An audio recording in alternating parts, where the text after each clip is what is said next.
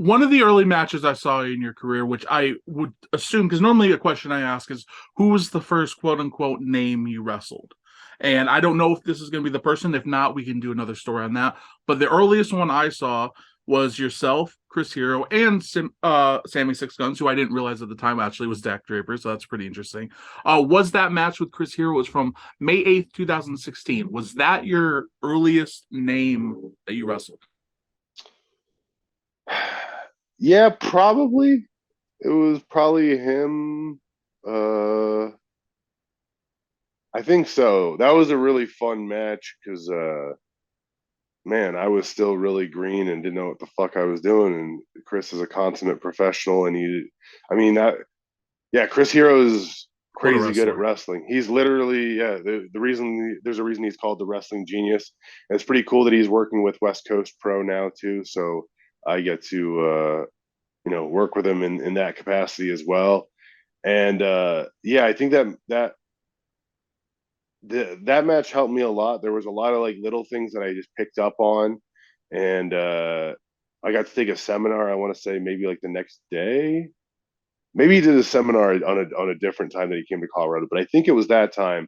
And so it was like there was a lot of stuff that I really picked up on, and yeah, I think Wrestling Genius is definitely like the way to describe it because he's very very sharp and he clearly really puts his mind to a lot of things in a really meaningful and mindful way. Was it? I'm guessing he's the one who put the match together, given his experience. But was it something where, he was really looking for your feedback, or were you so green at the time? Where like, he asked what you can do, you tell him what you can do, and he kind of just puts it all together. No, definitely. I think all uh, all the all the good names I've been in there with are pretty open to like if you have good ideas, as long as you're presenting them in a respectful way. It's only like the people that like aren't really that good that have these massive egos that kind of it's an issue putting stuff together where it's like I mean yeah if you have a terrible idea they should definitely shoot you down but Yeah, like that's but it's really it's like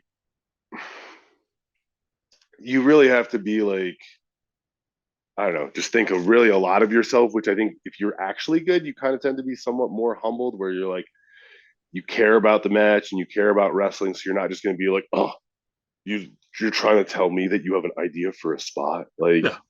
Um, And hey, so look, no, like yeah, from the veteran perspective, especially if you want to teach and make people better, if you gave him an idea, like if I was the veteran and you gave me an idea, I would think maybe the idea sucks. Maybe the idea is good. If it's bad, maybe I can tell you why it's bad, but in a polite way sure, to try to teach you. Or, obviously it depends on the person, I guess, if they're a jerk sure. or not. But it seems Or if like a you just tool to learn. change around one little thing, and now it's a much better spot.